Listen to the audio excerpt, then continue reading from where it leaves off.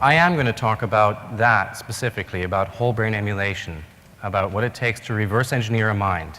This is a topic that you've heard mentioned a few times over, that term at least, during the conference, and several of the speakers that you've seen today and more that are coming up are going to be talking about technologies or have talked about technologies that address a specific part of that. But I want to show how does all this come together? How could you reverse engineer a mind?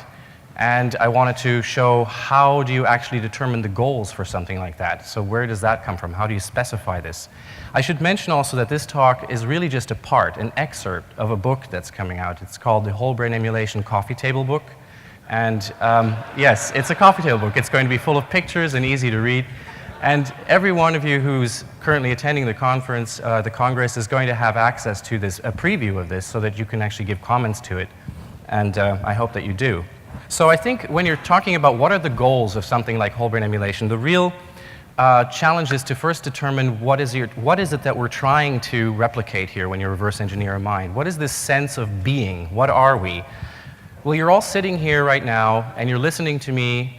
You're feeling the chair underneath you, but what is that? What are those sensations, these experiences? Really, that's processed stuff. That's something that's already being generated inside your mind. And without that processing, there's really nothing there. In fact, you can't really experience the universe directly. It's all being processed through something. If I'm touching the surface of this lectern here, it's not that I'm really aware of the touching of it. The atoms in my fingers and the atoms in that lectern, they never really collide. It's the forces that are then initiating an electrical signal inside my nerve that travels up my arm, and I'm not even aware of that until it's getting processed in my mind. So it's really this processing that's the important part here. What I have here is a nice little video telling you that while we are evolved to be able to experience and to be in a certain niche, a certain epoch in evolution, in fact, we're really well suited to all the problems of Paleolithic Earth, maybe a couple of million years ago. The problem is that things don't always stay the same. So even though we're suitable to those challenges, we don't know if we're going to be suitable to all the future challenges. The Earth isn't always going to be a great shelter for humanity. It may come through our own hand that we change something in the environment drastically, or this big hammer from above that can come down and change things on you, or perhaps eventually, just as Marvin Minsky pointed out, when the sun goes through its cycles and reaches the point where it makes the Earth unlivable. Now, it's not just about this matter of survival. Survival is important, but there's also the matter of where do we want to go? Where do we want to develop towards? It's a matter of what can we experience? What is the fullness of where we can go with our challenges? And if you think, for example, about the space program, you think about Neil Armstrong, was he really out there experiencing what space is like? To some degree he was, but he could never truly experience everything because he had to take a piece of the biosphere of Earth with him. He had to inhale his own scent inside that spacesuit, and that was his experience of being there. There's that aspect as well that we need to consider. Now, do we have an ability to adapt ourselves to different challenges? Yes, we do. It's in fact a very human thing to do that. We augment ourselves all the time. The clothes that you wear, the cell phones you have, the cars you drive, these are all augmentations that we use to be able to fit into different places and do different things. But there are some things that we're maybe just barely managing to augment, and these are the mental limitations that we have. What we do mostly is we distribute the burden. We specialize. We allow ourselves to depend on others to do things that they do very well, and we do it as a society. And now we're also offloading a lot of what we do, a lot of the computation, to computational devices, a lot of the storage and things like that. So we've got databases that store information, the internet provides us with info, and we can even do things like augment the way that we find romantic relationships by using OkCupid or something of that nature. So we've got all these extra things helping us out in the technological realm, but we know that we have limited working memory. We have limited long-term memory that fades after a certain while and that isn't very perfect. We've got limited sensory experience. There are certain things like X-rays that we can't even see. And so really there are some things that we simply can't get around when it comes to mental experience and mental limitations. Now, the mind being a central part of human experience, this is something that science has been talking about for a long time. It's very clear that that is what it is. It's central to that experience. And we also consider it kind of a biological machine. Now, even if we think of it as a biological machine, then there are some questions being raised. For example, Miguel Nicolelis recently was, we know that he made a comment pointing out that the brain is built up of a vast number of analog, nonlinear components that are working in parallel, and that this isn't really like a computer. And that's probably true. It's not quite like what we do in a regular sequential computer. But then again, we know that there are tons of brains out there, various sizes, so it's certainly not something that is impossible to engineer. And we also know that currently, if we're looking, for example, at our electronics, and we see what's inside those electronics, those transistors, they themselves are being used in parallel, and they are also nonlinear analog components. It's not like this is something unique to biology. So unless we have evidence to the contrary, it seems that the processing that's going on in the mind could certainly be done in another substrate, as long as that substrate is carrying out the same functions. And if you can do that, then that gives you greater adaptability to different environments and to different challenges. And we call this goal, this idea, to get to substrate-independent minds. Now, the goal itself is not a technique. It's not a method of doing it. But you can imagine what you could gain from this. You could gain the ability to remember things with the precision of a database, or to be able to experience something like extreme acceleration that you wouldn't survive in a regular body, or be able to organize your thoughts and your memories in a way that you normally can't retrieve them, because right now we rely on this queued retrieval rather than, say, for example, being able to look up what happened last Tuesday.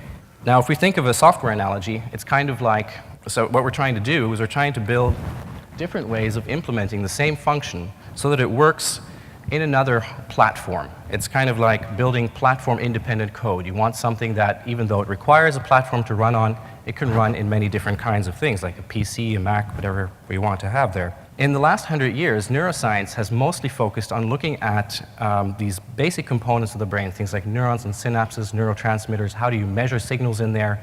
How do you determine what's in there? What is it doing? So when we're looking at the fundamental level, if we consider what would happen if we could recreate neural tissue at that level, and can we reproduce functions of the mind from there up? That's something that we may be able to do even if we don't understand all the strategies of the brain from the top down at the moment. It's kind of like taking a software program and copying all the instructions rather than trying to come up with a new one. So what is it that we're trying to capture here? Let me see. We're going to see this person pop up a few times because I'm taking you through this process of what would it take to do a whole brain emulation for that person. How do all these technologies fit in? Well, you're experiencing a number of things. You've got phenomena in your mind that are sometimes conscious, some subconscious. You've got subconscious processing going on like your vision, your auditory, motor processes, stuff like that. We want to replicate all of that experience. We want to replicate the subconscious and the conscious. So what I want to make, first of all, is a distinction between simulating and emulating, just so that we can talk about these things and what it really means, because there's a lot of work going on right now that is involved in looking at how do systems work generically. What would be a piece of neocortex, for example? What would it be doing? What sort of oscillations can you see in there? What kind of activity? You've got projects there that are taking statistical data from a lot of animals, looking at how the cells connect to one another, what sort of neurotransmitters are there, and using that stochastic data to put together a model which you then can simulate. Now, if you're looking at a specific piece of tissue and you want to make something like a neuroprosthetic, the sort of thing that you saw Ted Berger talk about, then you want to be able to get the data from that specific piece of tissue because you want to know how is what's going on in there, the memories, the stuff that that knows, how is that implemented? You don't just want a generic idea of it. So this specific way of putting the neural circuitry together, that's what we call an emulation. Now, if you're going to try to re-implement something by doing an emulation like that, what you're actually doing is what we call system identification. You're trying to identify for all the different things that can happen to this system, this black box. You've got input coming in. What does it do to the output? How can we predict what's going on there? Predicting things is something that as scientists we try to do for all sorts of stuff in nature. Nature is composed of a lot of different parts, and those parts aren't completely independent. You can say something about this part if you know something about that part. That's often the case. That's what we try to do. Now, what you do when you're trying to do this kind of system identification of something you don't know is you want to try to start simple. You don't start with the most complex model. You're not trying to describe how gases expand by looking at the movement of all the individual molecules.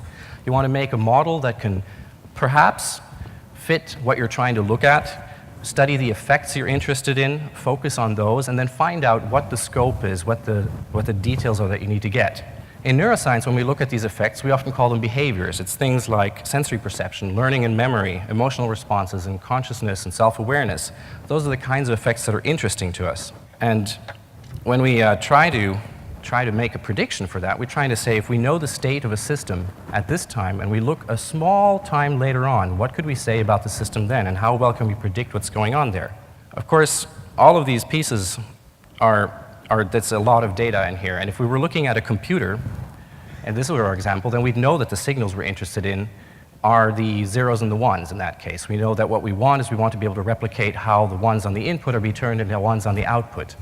So we're not going to look at things like how does cosmic radiation affect this chip. We're not going to look at how does it heat up its environment? What's the other kind of noise going on in there? We're really just interested in how does this affect the processing going on in there. When we're talking about brains, it's a similar problem. We don't want to describe necessarily everything at the molecular level unless it's necessary to get at the effects we're interested in. And we certainly don't want to start replicating things that make it just as difficult for us to interface with the emulation as it would be to interface with us right now. Now, neural tissue responds to a whole bunch of different things. They can respond to electric signals, it can respond to temperature, to pressure, to electromagnetic fields. There are a lot of things that you can do here. A lot of the signals tend to drown in noise when you look at it in more detail, so you have to really study that. But as a first approximation, there may be some initial assumptions we can make about the types of signals that neurons are really suited to dealing with. And we can start there. We can start there as a first system and then iterate down. Now, one thing we know is that neurons tend to produce these things we call spikes, or action potentials. And these carry a lot of information. For example, when you look at our sensory system in the cochlea, the sounds that you hear are being turned into trains of these spikes. So times at which there is this spiking going on, and it's being delivered to your neurons. The same way when you look at vision, retina is turning things into spike trains. When you look at motor control, say for instance how I'm speaking to you right now, the vocal cords, how they're being driven. This is being driven through spikes and rates of spike trains and things like that. And when you look inside deeper cortex and you're looking at how are we storing all the changes, these things that make us characteristically who we are, the synaptic changes, they also depend on differences in spike timing. So if a neuron here fires and then another one fires, then we strengthen the synapse between it. Those are the important things to look at there. So at least we could say, perhaps, as a first approximation, a model where we can predict the timing of spikes in all of the neurons of the system that we're looking at, be it a fruit fly, be it a human, then perhaps we would have a good first approximation emulation of a system like that. Of course, you're not going to start with the most complex descriptions of even that system. So, for example, later on, we may want to look at things like, are glial cells important individually? Do we need to describe what all of those are doing? Those are the little cells around the neurons that have a support function there. Right now, we describe them in a very global way. We say they have neuromodulatory effects that are more global, but perhaps we would need to look at them in more detail. We don't know all of this yet, and that has to be studied as you get closer to it iteratively. And if you want to look at more of the details about this, that's also going to be in the book there. And the most important point I just want to make right now is that you need to have some success criteria. You need to know, what are we aiming at here? When do we call it a successful emulation? How far do you have to go with this? And there are some subjective things going on there.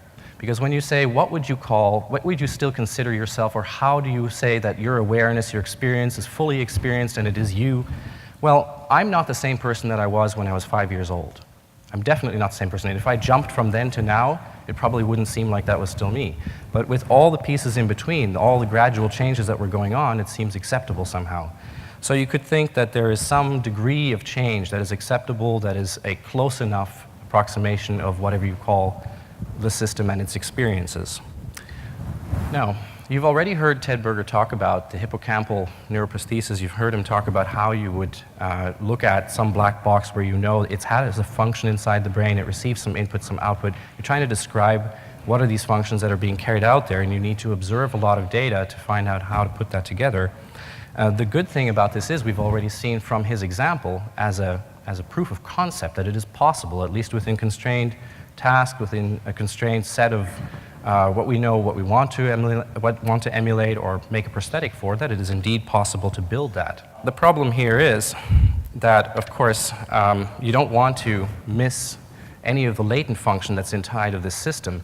If you get to something more complicated than the task that the model that the chip that Ted Berger built were built for, you've got systems that are so big that there are a lot of parameters in there, and if you're just observing the input and output of a large system, say if you were to observe the entire brain, for example, you could watch it its entire lifespan, and you probably wouldn't be able to represent everything that it could possibly do, like every way it would respond to a tune that it heard or something that was going on, because there are things in there that were laid down genetically, there are things that were laid down processes of development that you couldn't observe, and there's so many other aspects that you just can't figure out, plus it's a huge computational problem to figure out how to set the parameters for a model based on something that big. What you do if you have a big problem like that is you break it down into smaller problems. So that's the first step, really. If you want to do whole brain emulation, you need to break it down into small problems. That's why there's this, this picture up here, basically, of a description of a neuron in the sense of little tiny compartments, and you can say something about each compartment, making it a much simpler system that you can describe with just a few parameters and say more things about. So what we have now, by looking at it in that way, is we've actually got a roadmap of how would you manage to describe what's going on in a piece of neural tissue or in a brain. What kind of tools would you need? There are a number of steps here. It's kind of a roadmap, and I like to look at it in terms of 4 different pillars or areas. The first one, which is here resolution, scope, and validation, validating scope and resolution, is really about hypothesis testing. It means we've got this initial model, and then we want to test how well does it fit all of the behaviors and the things that we're looking at. What do we need to do to drill down to where we're really trying to go? And this testing has to happen over and over again. We're going to see some examples of that as we go through the various other pillars here. Then there's the structural part, where we know that we're breaking the system down into pieces, so we need to know how are these pieces communicating with one another. The third one is the functional characterization, which is that we need to understand inside of each of these simpler systems, so how do they work? We still need to characterize those transfer functions of what's there, make prosthetics, like what Ted Berger did for that particular part of the brain. And then we need some place where you can put all that data together, represent what it means, have a platform on which you could emulate a brain. So it's hardware, software, those sort of things. Again, going back to a particular brain, a particular person, yourself, your mind, your experiences, how are you going to identify all those little pieces? How would you get that structure out of there? This is what we call connectomics, really. Connectomics is the study in neuroscience of how do all the pieces fit together, what are all the connections in the brain. This is because we know that the spikes, for example, like to travel along axons and dendrites from neuron to neuron, so for them that's the main way of communicating. You could use something like an MRI to look at the brain and break it up into little 3D voxels and say something about how those voxels can communicate with one another. That's a bit rough. Furthermore, you could take something like, say, put a piece of tissue on an array of electrodes, got microelectrodes there, and you could say something about all those neurons and how they're talking to each other, which one fires first. But that's at small scale. So what can we do to move on beyond that? An interesting approach was one taken by Tony Zador, who works at Cold Spring Harbor Laboratory, which is to take synthetic pieces of DNA or RNA and use them as barcodes. If you put one of these barcodes inside every single neuron, and they have this host barcode, but then there's a transsynaptic virus, say, for example, a modified rabies virus that can take it right across one synaptic boundary. It's like you're sending a piece of your DNA to your nearest neighbor. It's as if all of your neighbors were sending you postcards with their address on it. And then you could look at all of the snippets that you find inside a cell, the host DNA and the DNA from the neighbors, and this gives you an idea of what are all the connections there. So it's a way of looking at the connectome in a certain way. You don't know how many synapses there are, you don't know what type of synapses, you don't know where the synapses connect to certain dendrites. So there's a certain level of resolution again in this case. If we go beyond that, we can start looking at something called volume microscopy, which you can do in many different ways. You can do it optically, you can do it in electron microscopy. Optically, a very new process that came along recently is in the Disseroth lab at Stanford. They developed the Clarity protocol, which is one where you can replace the lipids in the brain with a hydrogel polymer that allows you to keep the morphology of the brain intact, keep the proteins in place so you can still examine them, find out what sorts of neurons might be in certain places, things like that, and shine light through it so you can do optical microscopy. It's powerful, but it won't get you down to these 40 nanometer tiny pieces of axon where you've got synapses there, so the highest details, you still can't see those with that. But it's a good tool, so we have to look at many things. Now, the next one I wanted to talk about was really electron microscopy, although this is actually a video of optical, because this is from the knife-edge scanning microscope. I didn't have a good video ready for the electron microscope version, but I'm sure you'll see some in the next talk, because Ken Hayworth will talk about it. This is where you get down to 5 to 10 nanometer resolution, and you can see individual synapses and vesicles, so you can determine something about what is the strength of the connection, what kind of connections are there. Great results have come out of labs of Winfried Denk and Jeff Lichtman, and now also Ken Hayworth, who's down at Genelia Farms.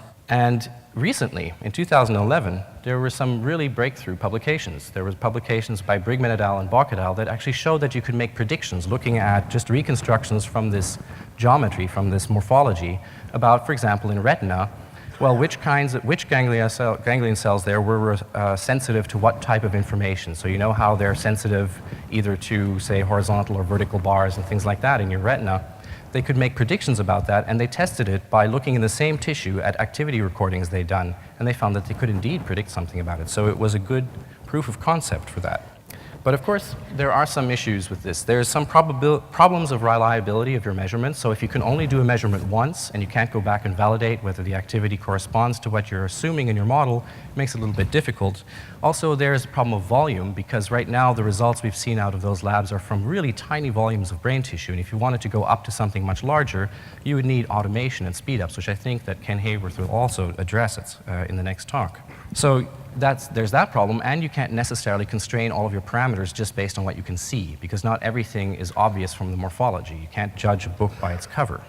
So the connectome helps us to break down the problem into all these pieces, and we can look at how those pieces connect. But what can we still say about the functions that are going on in your mind in each one of these little bits? How can we characterize those models better? We need to look at the activity that's going on in there. So the next real challenge is large-scale, high-resolution activity mapping in the brain activity map. This is the main topic of the Brain Initiative that recently came out.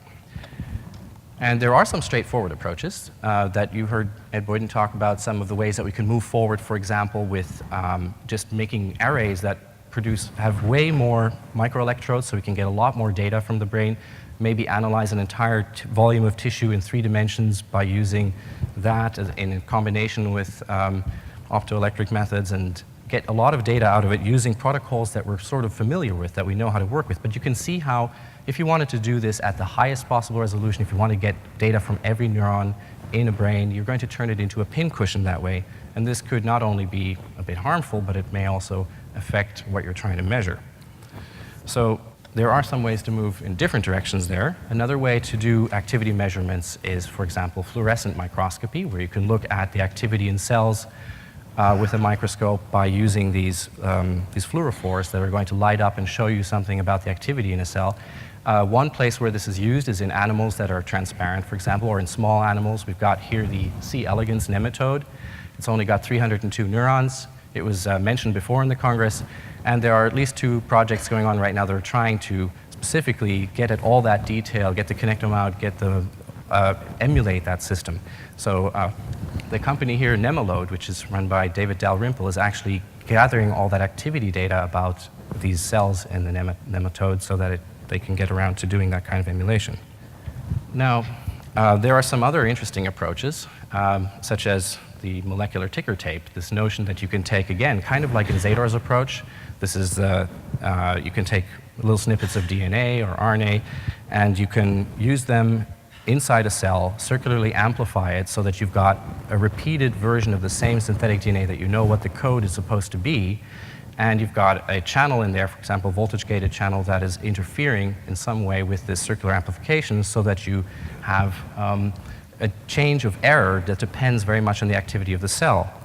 If you look at that, then you can have a cellular level or subcellular level device, a little synthetic biology device really, that you can use to record from many cells at the same time. This is the work that, of course, George Church is involved in, and many others who are in the same group that was involved with the Brain Initiative. And the idea is that, yes, that way we can read out from many cells at the same time and at a high resolution, but there are still some issues with that as well.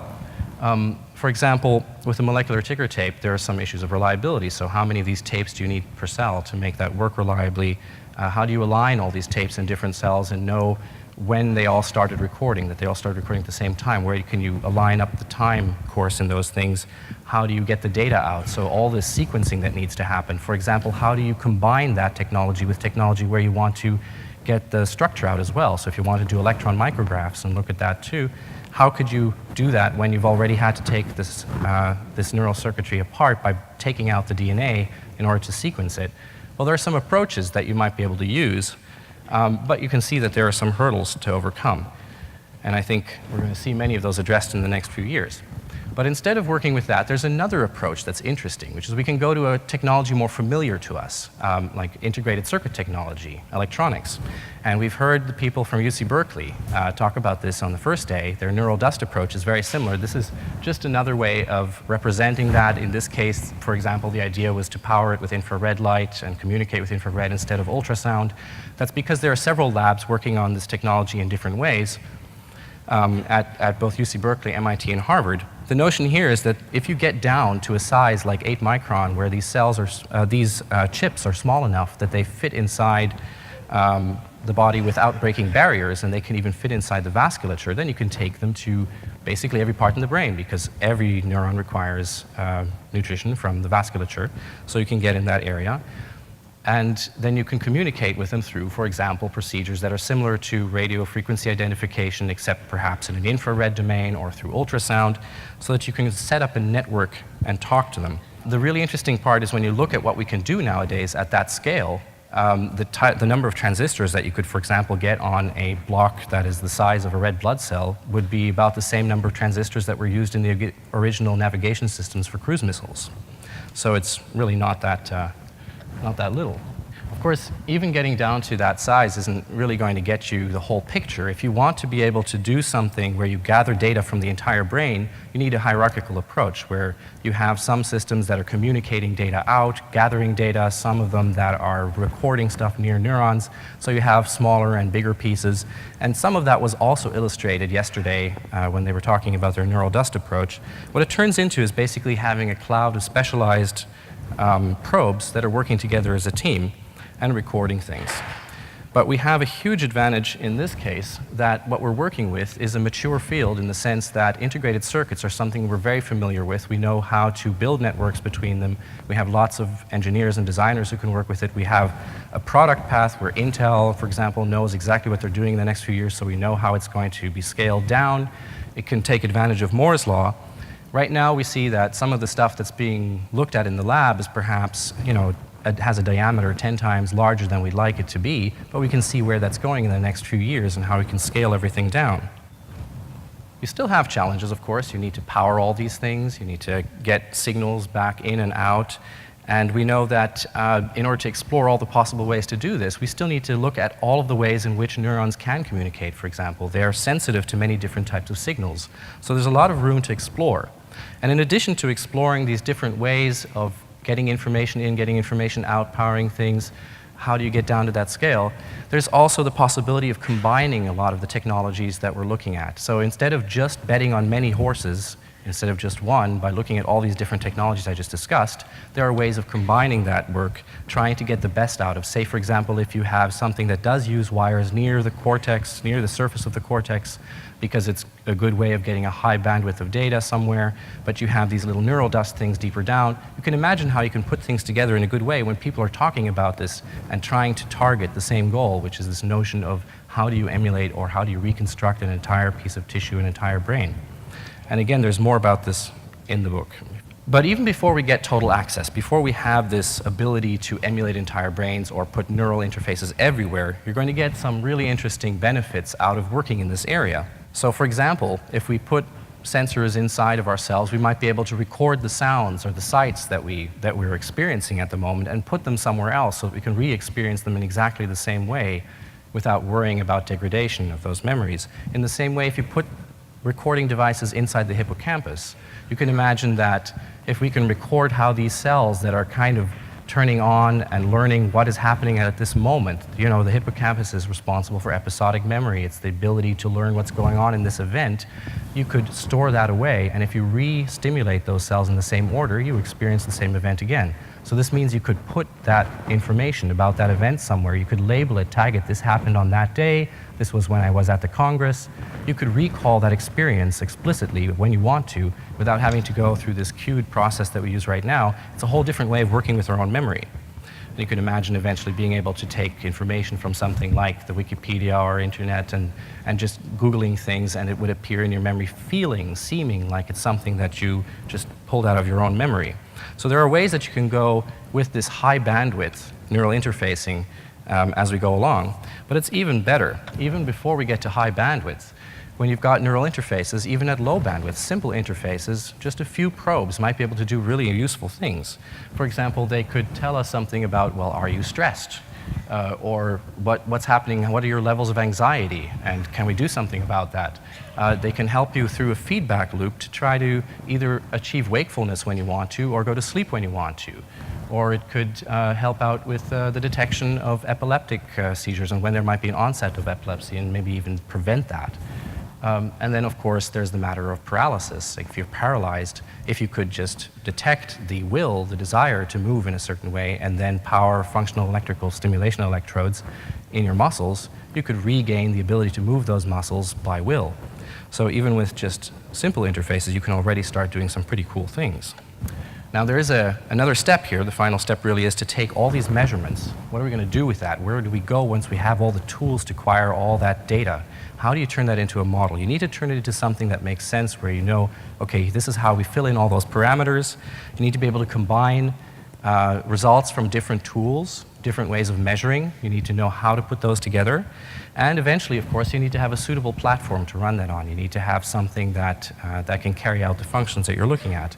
And there's some theoretical work that's gone into this, and also some practical work into neuromorphic technology that I won't go into in detail here, but you can, again, look at the book when it comes out and in the preview that you're all going to have access to.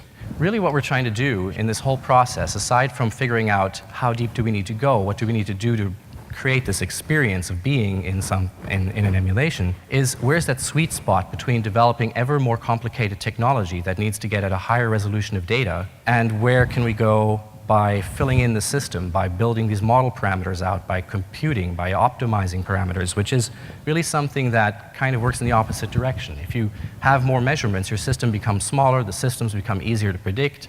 If you have less measurements, then you have bigger systems, so you have a larger computational problem, and you also need to observe the system over a longer period of time.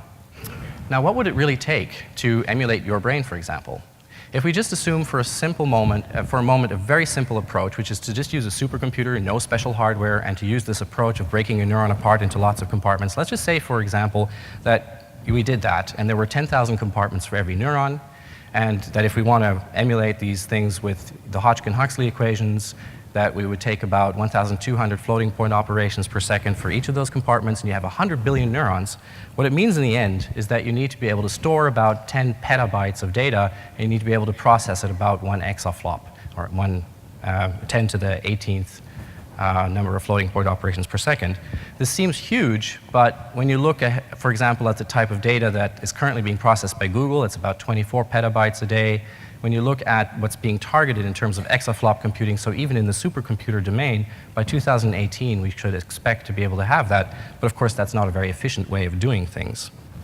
Now, if we're looking ahead, again, it's not really a prediction, it's more sort of a let's look back and then see what could we expect coming in the next couple of years. In the last few years, when we look between 2008 and 2012, we saw that the area of connectomics really took off, and it gave us these wonderful results. Now, in 2013, we've got the Human Brain Project in Europe, we've got the Brain Initiative, and we've got things like the 2045 initiative that are also trying to pitch in and help out, and we've got the Allen Institute and other institutes like that that are all trying to help out in the same domain in that area. What could we expect to see by, say, for example, another 5 years from now, in 2018?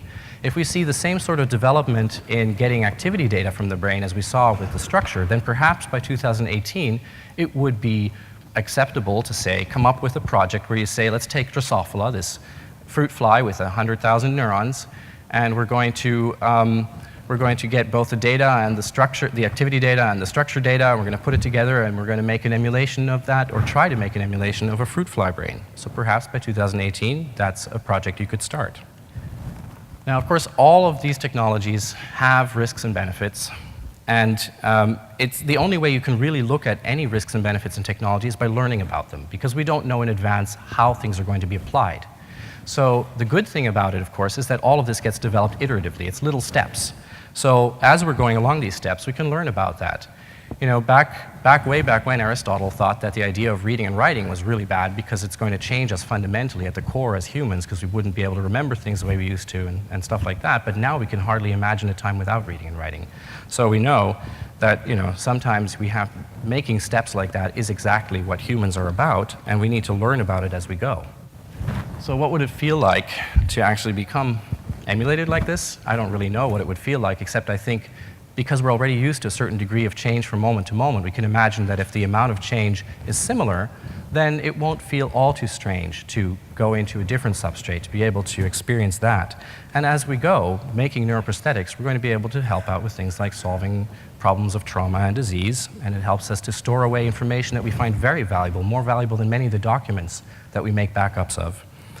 I think, in a sense, this allows a certain diversification of our species and the way that we move forward that gives us a much better chance of dealing with challenges in the future. There's so many things here, like personal identity, self-awareness, qualia and stuff that I haven't addressed, but that are actually also addressed in the book, if you want to take a look at that.